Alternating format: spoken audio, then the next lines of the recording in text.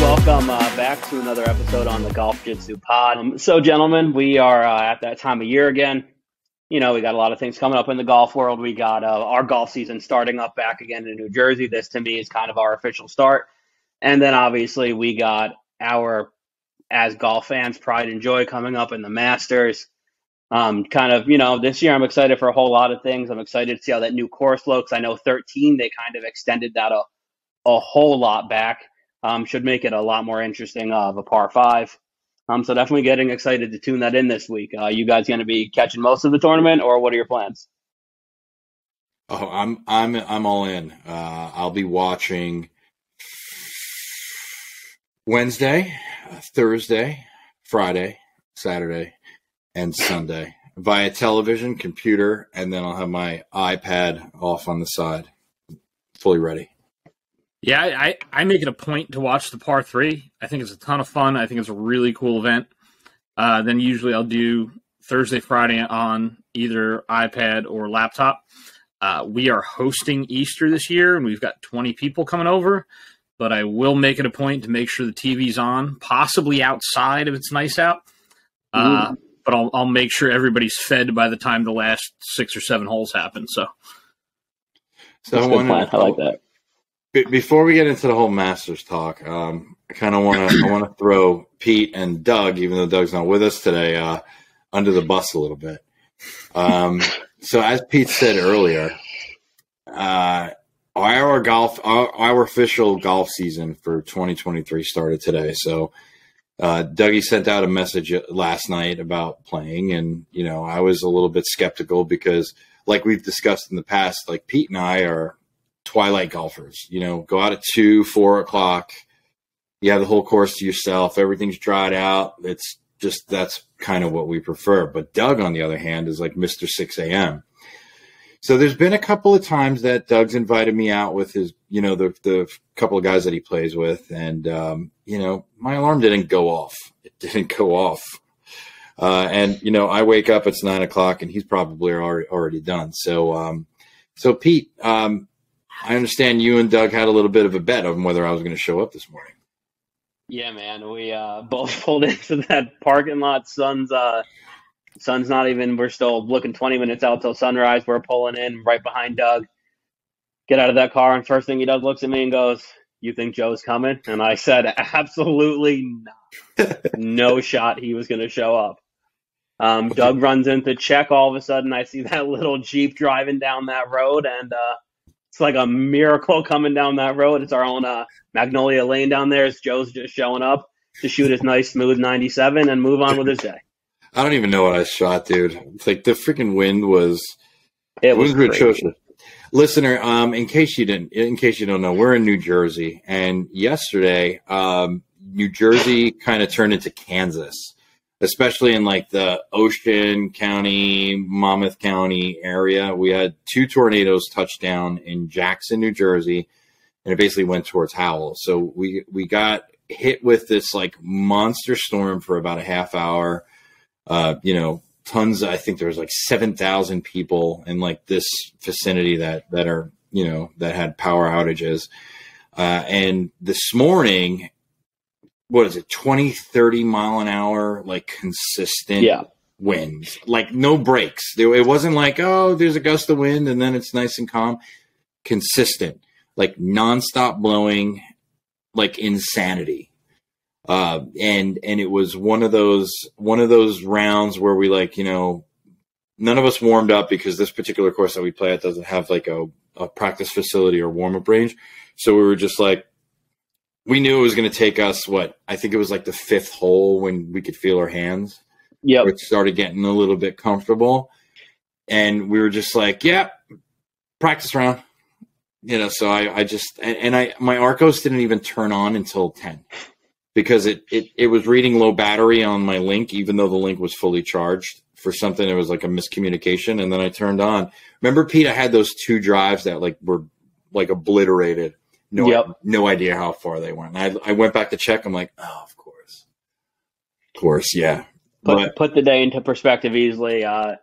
Let's say within 5 holes, I had was hitting my wedge from 160, which is not my normal wedge distance. We're going 130 maybe on a good day.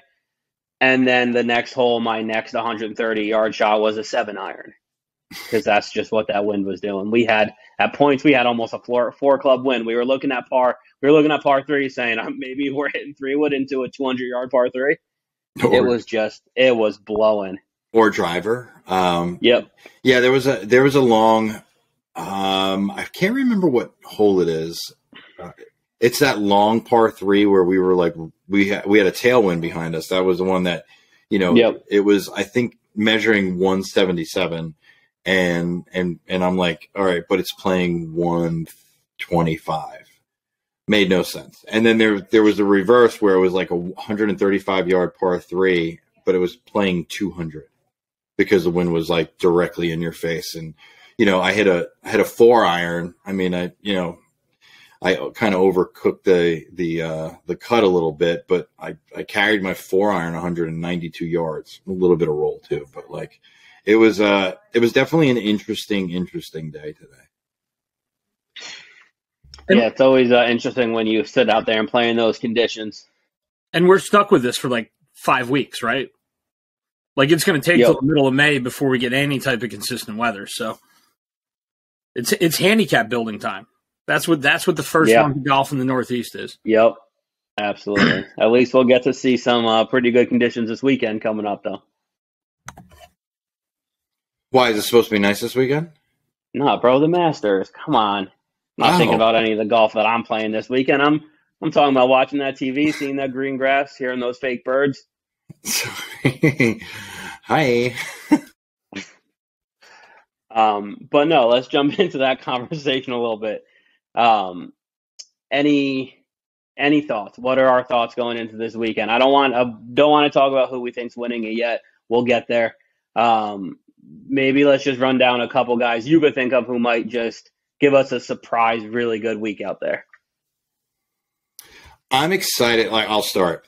I'm super excited to see Cameron Smith play and how he does. I wouldn't be upset if he won. I know that there's a lot of crap going on with the live guys and this and that, but just talking golf, he's an incredible golfer, and I don't think we should basically, he definitely has a great opportunity to do some damage. Yeah. So I'm excited to watch Cam Smith. That's definitely one I'm looking forward to. So is he the only live player we think has a shot this week? Because he's on my short list. Yes. Live, but the only other name I think I could throw out there, I think DJ is a wild card. Right, I feel like I just don't know how he could be either really hot or he could be playing poorly. I don't watch much live golf, so I have no idea how he's playing. I did check the leaderboard, and Brooks actually has been having a really good week. And that's another guy where if his game's on, if he's playing well, that's a course that he's probably going to play pretty well at. Right. And I don't know how well DeChambeau's been playing lately since the whole, losing Cobra. I think he's been in shambles. Yes, I think he absolutely has been in shambles. So I'd say out of all of them, out of all the live players, you've got those two wild cards with Koepka and DJ, and Cam Smith is a serious threat, like he always is. Every tournament that dude plays in, he's a threat. Even if he's 10 shots back going into moving day, he all of a sudden you're like, how did he get into second place and solo? So there's 18 live golfers in the Masters, right? I want to say 7 or 8 of them are former Masters champs, maybe even half. Bubba, Phil, DJ, Sergio, Schwartzel. Okay, that's 5. I want to say that there's 2 more. So you're talking about 7 out of 18 live golfers are former Masters champs.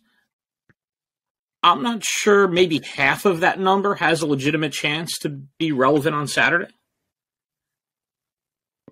Yeah, I would agree with that. I think that half mark. I think it's interesting because it's always a course where like you can see those older guys play really well because they just know where you have to hit it, right? Like someone like Phil could go out there and have a really good first 2 rounds. He might not be able to hold it through all 4 because we're getting up. They're getting up there in age, right? But it's always interesting to see those first 2 rounds with those older guys to just see like someone like Tiger, right? If his swing's not there, he still knows the course better than anybody else. So they can always somehow manage to work their way around that golf course. But Tiger would be a threat. It all depends how well his leg's doing, right? So Tiger's always a threat. If the leg's working, watch out. I mean, would I love to see Tiger win it again and actually now beat Snead? 100%. Do I think it's going to happen? No. But the last time I said that, he ended up, I think I bet with Doug, and I'm like, he's not even going to make the weekend. And then he was in contention. So I'm just like, all right, I'll just never bet against Tiger. So that's one of those things, right? They're saying the average temperature this year is going to be 10 to 12 degrees per day warmer than last year. That obviously works in his favor. Less wear and tear on the back, on the legs, less maintenance, all of that kind of stuff. It almost makes him more dangerous the better weather he plays in. I think that goes for anybody. Absolutely. But doesn't that go for anybody? Like Pete this morning, it took us 5 holes to actually feel our bodies and make sure the hips work. So that's anybody. Of course, I'd rather play in 80-degree weather than 40 with gale force winds. Yeah, it's definitely. I think the weather is going to play a big factor. It seems like throughout the women's tournament they just had there, the women's amateur, the weather just looked pristine. It just looked like the drive, to chip and putt that they had going on. The weather it seems like it's going to be a really, really good weekend for some really high quality golf. So definitely looking forward to that. And the course is in pristine condition. The course looks magnificent. It looks magnificent. I'm super excited for this. So Pete, not to steal any thunder from you, like who do you think is gonna win? Who are you putting your money on? If I had to go now and say you got to place this bet in the next 10 minutes, I think I like Rory. I think Rory's playing really well. I think if he gets that driver figured out, his irons, we all know what he does there. We know his short game's good. He's been putting real well with that new putter he's got in the bag. I think he's a guy that's always going to be dangerous. He's just about, if he can keep it in play and if that driver's working, I don't know if there's many golf courses that can contain him. Yes, but the thing with Rory is that the last couple of tournaments where he was, in the lead in contention, he kind of fizzled out the last like 3 or 4 holes. Yep. He's kind of, I think he's going through like that Tony Finau stage where Tony would be top 10, top 3 and, making a run for it. And then all of a sudden just phases out. And then I don't know if it's like a confidence thing. If he's getting up there in age, because I'm not in the same physical shape that these guys are. They train for this, to play, 4 days in a row, walk them. And, I'm not in the same type of shape, but I feel myself like after a round, like usually like 12, 13, like the hips stop working. Things stop working when you get, and these guys are 10, 15 years younger than me too, but I don't know. That's my only concern with Rory. Is this a golf course where Rory needs to hit driver as much as he has in the past? That's my question. No. So you look at when Spieth won, right? He knew exactly where he wanted to hit driver. He knew exactly where he was going for birdie. He knew exactly where he was going for the center of the green. If that is the blueprint for shooting 20 under, is this a course where Rory can hit driver 8 to 10 times and still shoot 16 to 18 under? I think the answer is yes. Yeah. So taking driver out an extra 2 or 3 or 4 times around, is that actually hurting him? And is it costing him a shot or two around? And is that the difference over the past 6 to 8 years with him at Augusta? Yeah, no, I completely agree with that one. He's another thing that worries me a little bit about. We'll get into this. I got a little bold prediction coming in there with Rory a little bit later. We'll get a little bit into it. But let's just say I'm also a little concerned with the pressure he puts on himself for this tournament. Like, this is the one. Yep. This is the one that he probably wants more than anybody else wants. Yeah. This is like that cap to his career, basically. He wins this one, I think he would be happy to say, I'm happy with the way my career played out. There's a lot to say about that pressure, especially on a Sunday. It's Earnhardt had the Daytona 500, right? Like, it's the one that always got away. Who do you guys like coming up this week? If you had to pick one winner right now, who you guys got? All right, if I had to put my – all right, I don't think – all right, number one, I would love to see Scheffler go back-to-back. But I know that's not going to happen, and that's okay. But if I was a betting man and I was going to put money on it right now, I'd put it on Rahm. John Rahm. And guess what, boys? Douglas Russo is about to join the party. Oh, there we go. Here he is. Oh, my goodness. What's up, buddy? Oh, yeah. What's going on, guys? How you doing? What's the glare there? What's that? Oh, off my head? What's doing? Oh, let me lower my volume. Hold on. Did Tiger win the Masters yet? Oh, no, I got a few more days. Oh, Doug, right. you know what you got to. Doug, you know what you got to do. You got to what? Sit a little. Put your mic a little bit further away. I'll just move back. I'll move back. Much better. Yeah. All right. Cool. Nah, but Joe just put his money on two Callaway guys, so Of course he did. Yeah, we first of all, Doug, just to catch you up, we talked about yours and Pete's little bet that I wasn't going to show up. Yeah, you definitely weren't going to show up. Well, I did. I could have swore he wasn't going to show up, but he showed yeah, up. I can't believe he showed up. Well, I did. And yeah, he did show up. We talked about the Gale Force wins. Yeah, it was insane today. Yeah, it was utterly insane. And then we started talking about the Masters. So Doug, what's your thoughts on the Masters? On who's going to win the Masters or on the Masters in general? Masters in general. Everything. I mean, the Masters it's everything. It's like tomorrow starts the greatest week of the year for me, at least. I mean, I will have live from the Masters on whenever it comes on tomorrow. I'll watch it like 3 times in a row, and I'll watch it every night. And then Wednesday morning, I'll be up. I'm up early anyway, and I'll watch the ceremonial tee shots wherever I'm working on my phone. I'll listen to coverage. I'll have the phone on my cart at work, and I'll have the headphones in, and I'll listen to it. And if something comes up, I'll sneak a peek to look at it because I still got to work. That's the thing with me. Like, I still have to work. But I'll be up to date with all the coverage, and then I'll come home. Now, it's tough because Thursday, I don't think I have anything. Thursday, I could watch the coverage Thursday. The kids don't have anything Thursday. And Friday, I can watch it. Sunday's Easter, so I'll be watching Sunday too.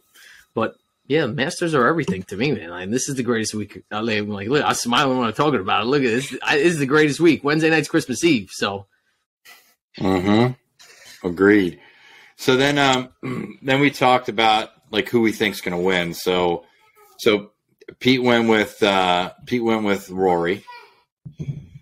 I'm going with Rahm, and then let's just keep this going. Nick, you're next. I think there's 3 or 4 guys, right? You've got Rory, you've got Rahm, you've got Scheffler, and there's a mix of other guys that would fall in that 4th pick, right? I'm going to rewind the clock about 5 years. I'm going to go back to that strategic game plan and the shot making. He's playing probably the best golf he's played in the past 4 years. I think Spieth is the guy to beat this week. Really? I think he is built for this golf course. And if he didn't take a 7, what was it, 4 or 5 years ago, he has a another green jacket. So I think he's built for the golf course. I think mentally he approaches it the right way, and he's been playing really, really well. So Spieth is my pick. Spieth. All right. Well done, Dougie. I mean, I like that pick too. I like that pick, but I'm going with Rahm. I mean, how can you bet against Rahm right now? I would love. So who I would love to see win would be, of course, Tiger, right? But I don't know. I don't know how Tiger's going to do. But I think Rahm. I think his game is strong right now. I think that the course is suited for him at this time. So that's my pick. My pick's Rahm. I don't know. That's like the kind of the normal pick anyway. But I don't know. I like Rahm. But my dark horse. Did we do the dark horse picks yet?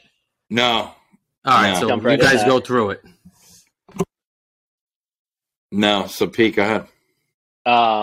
So yeah, if I'm looking at this tournament, we know there are every golf tournament, there's a guy that you're just like, where'd he come from? When did he start playing so well? So kind of taking a look at those dark horse picks, guys who I think might do well. I think honestly, I know we went through the live guys before, but I feel like Joaquin could always do well out there. A guy that just hits a lot of fairways. I think it's just a lot of those ball strikers. I think you're going to have a lot of those guys who can be pretty good ball strikers.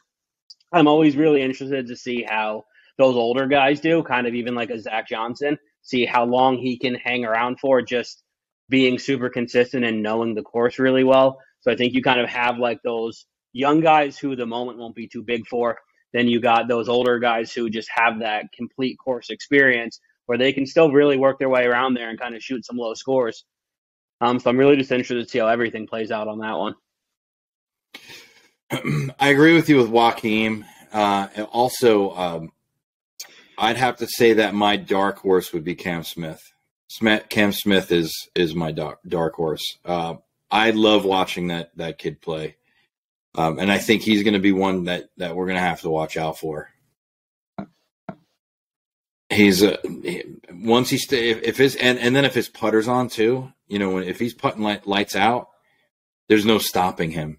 And those greens are very, very difficult. They're not, and I think they suit his game, and that course suits Cam Smith's game because he's not a super long hitter. He's not like Rory hitter. You know what I mean? But I think he's got the accuracy to work wonders on that course, and that's going to be an interesting guy to follow.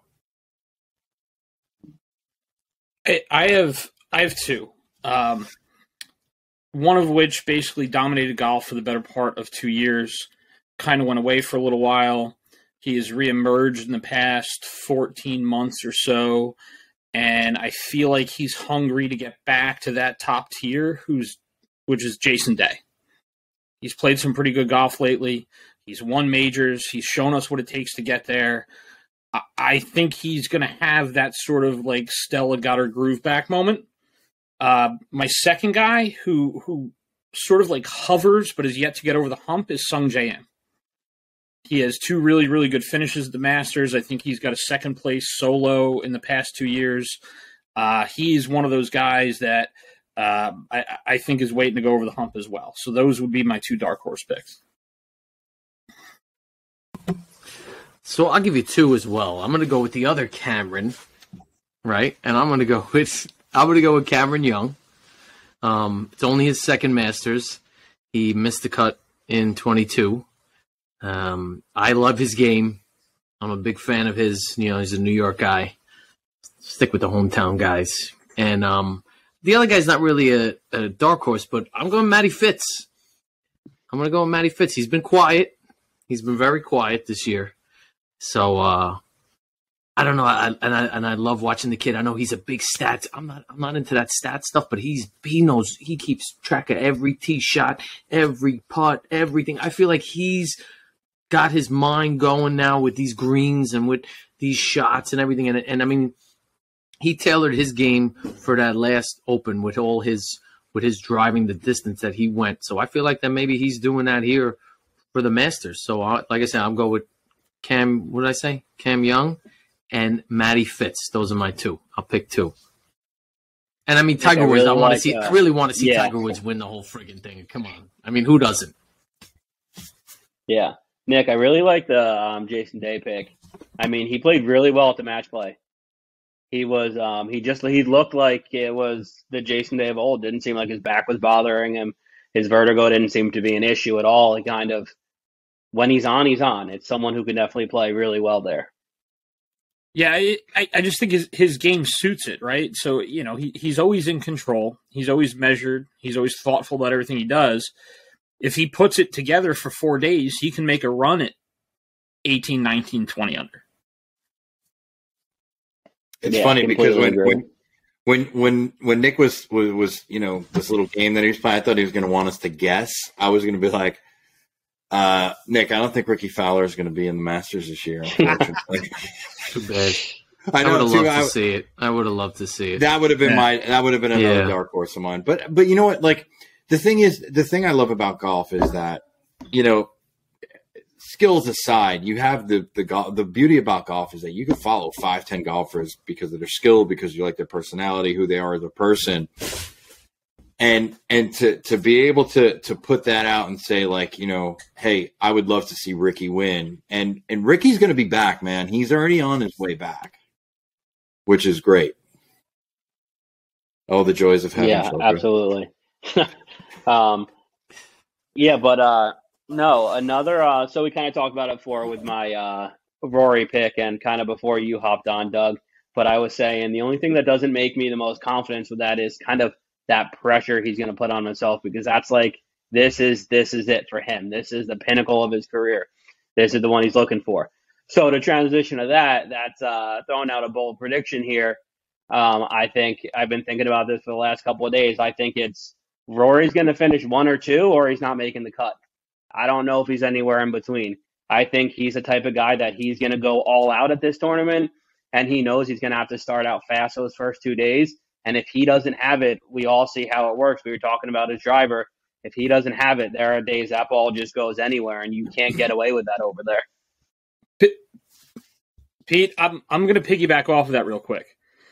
I was doing some research this morning, and one of the things that stuck out to me was I think we're going to get a Rory Scheffler Saturday pairing. And I think it's going to vault one of them into contention and knock the other one out. I do not think we're going to see that shootout that everyone wants if they get paired on the weekend. Yeah. Yeah, but to go back, Nick, I think you picked Spieth, right? Yeah. Spieth, the same thing happens to Spieth. If his driver's not working, he sprays it just like Rory does.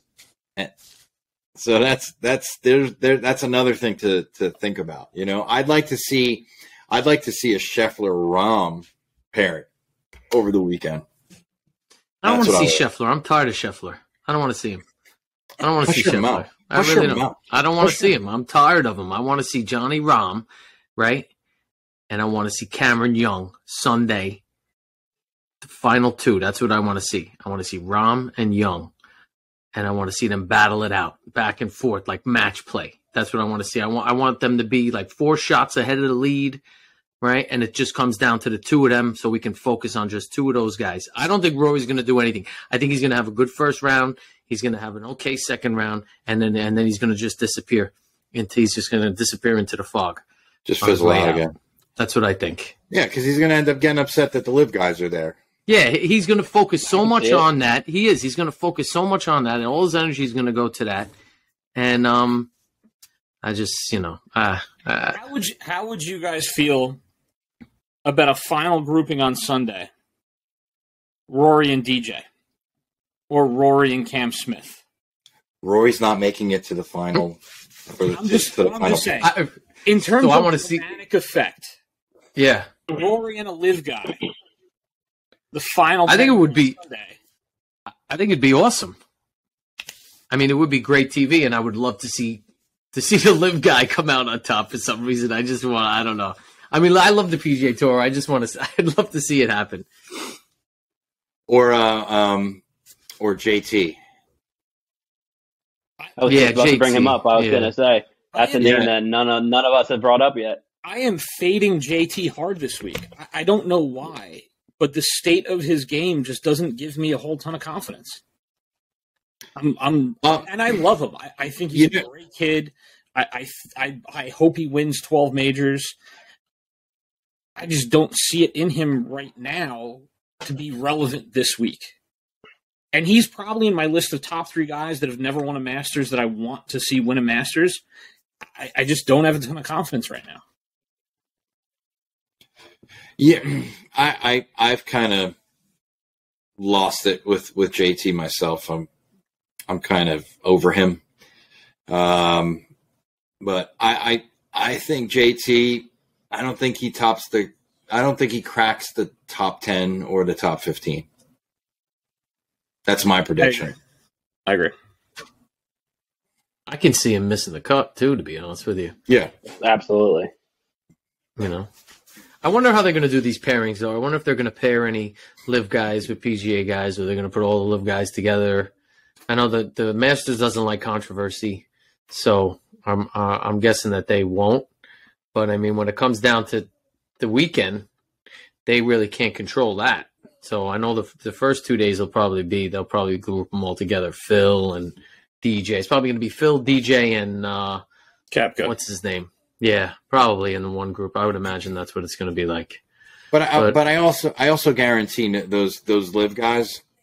Do you think that they're going to cut broadcast time for them, or they're going to keep them on as little as possible unless they're in contention? Like the first 2 days, I don't think we're going to see much of anybody from live until it gets to the weekend. I don't know. I didn't even think about that, to be honest with you. It's a good point you bring up. I mean, who knows? You could make 2 live groups out of former Masters champs. I'd watch it. I'd want to watch them all shoot 4 over, but I'd watch it. Yeah. I think. Listen, overall, I'm sticking with Rom as my choice and my prediction to win the Masters. The Spaniard. My bold prediction is that the player wearing the green jacket on Sunday will not be in the final group. I think the field is too deep, and I think somebody in that second, third, or fourth group has the potential to come out and shoot 65, and there's going to be so much pressure on the guys playing behind him. I do not think the winner is coming from the final group. Do we know what the weather's? I'm checking right now. Do we know what the weather's going to be like there? That's another issue as well. Well, Nick said that it's what is it, 10 degrees warmer than 10 degrees last warmer year than it was last year. Oh, so Dougie, I made that point in reference to Tiger, right? Yeah. Yes. Last year took a lot out of him. The weather's going to be warmer. In my opinion, I think that favors him a little bit. Saturday and Sunday are not warm at all. Why? What's it saying? Thursday says 85, and then Friday's 68, and then Saturday 59. So, I mean, it does the warmer weather on Thursday. Thursday warmer weather that looks good. I hope he's morning, afternoon. That's what I'm hoping for Tiger. If it's 65 degrees after what we played in today, that's like shorts weather. Yeah, but 59 on Saturday is no bueno for him. But it also saying 90%. Unless he has an afternoon tee time, might not be that bad. Yeah. Yep. On Saturday. Yeah. We want what did I say? We want early, late. That's what we want. We want morning, afternoon for Tiger. Yep. But they're also forecasting on Saturday 90% chance rain. I understand it's a week out. There's no who knows? I mean, it could change. Yeah, it's going to change. All right, so I sent you guys the menu. Yeah, I was actually going to bring that up, Doug. All right, go ahead. Quick question before we get to that. How much money would you pay to be able to go to the Masters Champions dinner? What's your price tag on that? Champions dinner. Yup, if you could sit in that room with all those past champions. See, $10,000? That doesn't really do anything for me. No? No, it doesn't. I'd rather spend $10,000 and play there. Yeah. To sit in the dinner. I mean, you know, because I mean, I'm sure it would be great. It would be awesome. You know, I mean, if I had 10 grand to throw away, I'm sure. Why not? I'd throw 10 grand on it. Is that enough? Probably not enough, right? I can be honest with you. You'd probably walk out of the room with more than 10 grand worth of autographs. So Yeah, I guess so. That's a good point. Yeah. But how much would you pay to play there now? That's the thing. No, you're not interested, Joe? Of course I'm interested. But when you're talking about, like, Pebble Beach is what, $650 around? And it's like, you know, that's definitely a bucket list course for me. Mm-hmm. But it'd be a cold day in hell before I spent $650 on one round of golf. Oh, see, I've done that already. So no, I've done that already. So for me, it's like, you know, I don't know. I of course I want to play there. I'd rather be invited there. But would I pay? I would probably pay like $600 to play, you know, to play Augusta. You know, I would. So here's the thing, right? These once in a lifetime courses, how much pressure would you put on yourself to play well there? Zero. So much pressure I would feel. So much. Dougie, I'm with you, man. I'm so like, much. Listen, like I gotta shoot 85 or this was not worth it, kind of thing. You know, like, so to me, it's one of those things where would I love to play it? Yes. As an invited guest, I'm way more relaxed than I am a paying customer. Yeah, but that's not completely true, Nick. When last time we went to Sage, I put a lot of stress on myself because Sage is a very similar course layout to Augusta. And I put that same pressure. Like, I got to shoot in the low 80s or in the mid 80s. You know, last time I shot like the low 90s. I want to get to the 80s, and it destroyed my game. Yeah. Where the back nine on the second day, I stopped giving a crap, and that's when I started scoring. Right. So you're going to put pressure on. I think the pressure is going to be there whether you're an invited guest or whatever. It's kind of, I think you'd have to spend like 2 days there. So you have that one day just to kind of get it all out. And then it's like, all right, let's really enjoy the day on the second round. Yeah. You know, so then you can actually have fun. You know, let's shoot the 100 on the first day. Yeah. And then we'll shoot, you know, then we'll understand it. Yeah. Yeah. What about you, Pete? To play one time is tough. Playing any course the first time, only one time, is very. I struggle. I mean, I would imagine everybody does because you don't know where to hit it. Even the caddy says, "Oh, hit it over here," and then when you get there, it's like, "Oh, I probably shouldn't have hit that driver. I should have hit a 3-wood. Why are you giving me a driver?" Well, you know, and then you would know, like the next day, like, "Oh, I hit driver here. You know, I really should hit 3-wood, and I should keep it away from that far left. I should only go, you know." So yeah, to play it twice would definitely benefit all of us, I'm sure. And then, Pete, boys, if you check your WhatsApp real quick app for our messages, you can see Doug sent us a little board of food and beverages there, and that's probably one of my favorite things actually about the Masters is that, like, they're not going to kill you. You're not going Yankee Stadium, $19 for a chicken sandwich. Nice prices. Doug, if you could pick, what are you getting? What are you getting off that board? So, I mean, for breakfast, I'm going with obviously a cup of coffee. I'm going with a chicken biscuit and a blueberry muffin. That's my breakfast. And then for lunch, I would go, depending on the American craft beer, you got to give me an American craft beer. I got to try the pimento and cheese. I've never had one. It's like, that's like the most famous sandwich in the world, pimento and cheese. So I got to have a pimento and cheese. And everybody talks so much good stuff about the barbecue sandwich. You got to have the barbecue sandwich, and we got to go with the chips, not the chips. Then we got to go with the cookies and the Georgia peach ice cream sandwich. And all that for like $10. Dude, that's like, yeah, because you figure $2 for the peach sandwich, $1.50 for the coffee. You got $1.50 for a chicken biscuit. You got $1.50 for a blueberry muffin. The most expensive thing is the American craft beer. It's $5 for a beer. You go to Yankee Stadium, right? Like you said, Pete, a beer at Yankee Stadium is like $18. Yep. It's like, what? How is it $18? An American craft beer probably isn't like Bud Light. It's probably like Sam Adams or probably something like semi-legitimate where you're getting your money's worth out of it.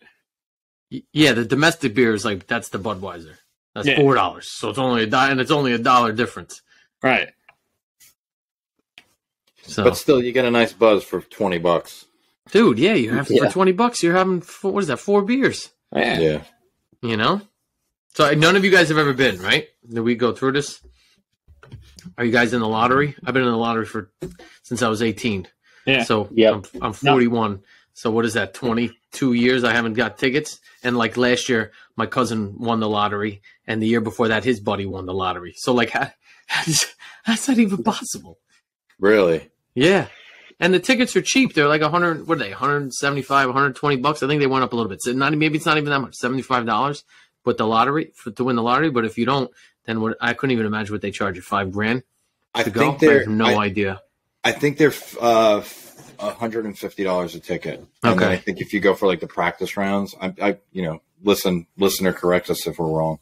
Yeah, like $75 for like the practice rounds or something like that. It's awesome. But the problem is getting down there, getting a room, renting a car, getting on the property. Well, listen, you get the tickets and you worry about that after because it's a once in a lifetime thing. I would say it's still cheaper than Disney World. Oh. But this is our Disney World. This is Disney World.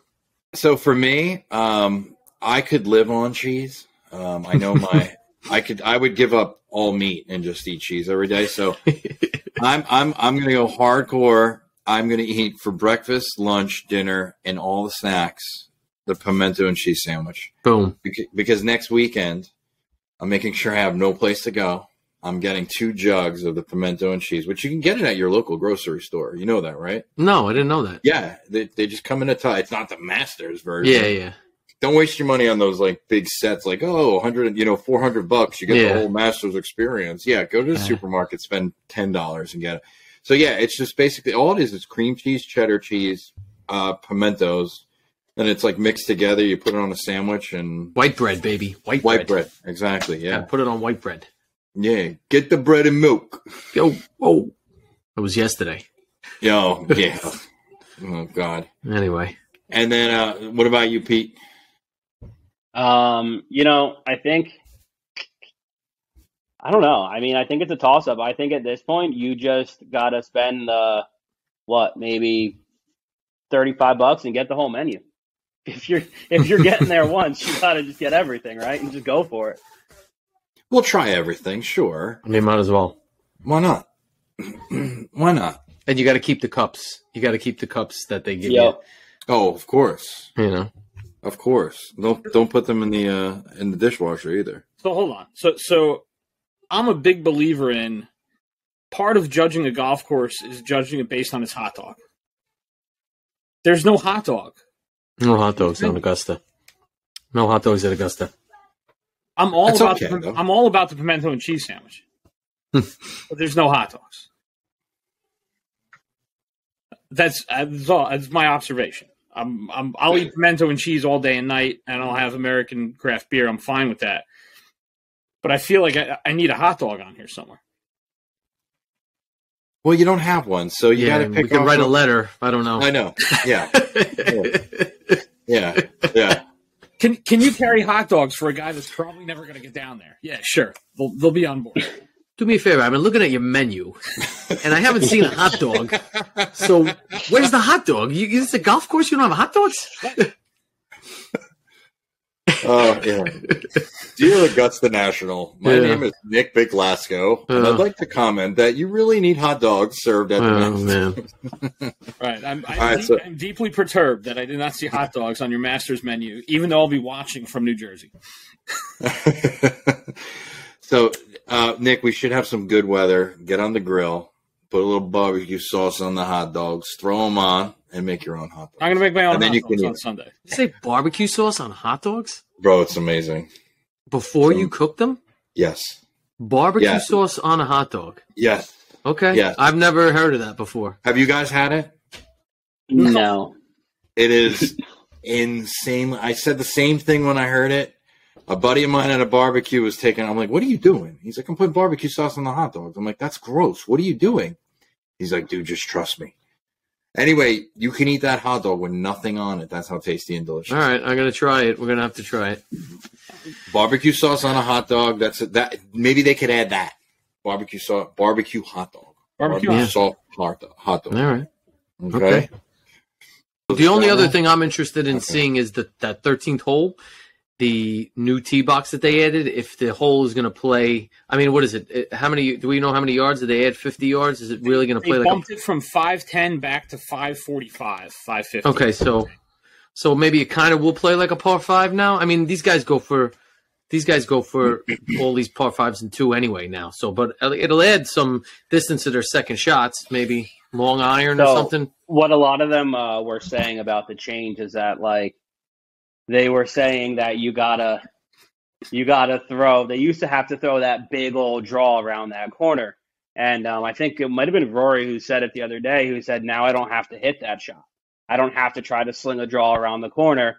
I could just hit it to that top part, and then I have like a 2 or 3 iron in instead of like a 6 or a 5 iron coming in." And I think he said that's his biggest difference is that he's not going to go for that big hero shot around the corner. He's going to throw something up top and then take it from there. So it's going to give you that second shot is going to have a lot more distance on it. So, I could see that really coming into play Friday afternoon with guys pushing to make the cut. And then, obviously, Sunday in those last 4 or 5 groups of, are you going for eagle or are you going to lay up, play for birdie? There's an element of strategy there that I think Sunday afternoon, you get a guy that's 3 or 4 shots back that makes an eagle there. That's going to create some drama, I think. Yeah, I'm excited to see it. I can't wait to just see those tee shots and go, like you said, go out straight instead of cutting, and then that second shot into that green. That is not an easy shot. So, Masters Week, baby, let's go. I'm pumped.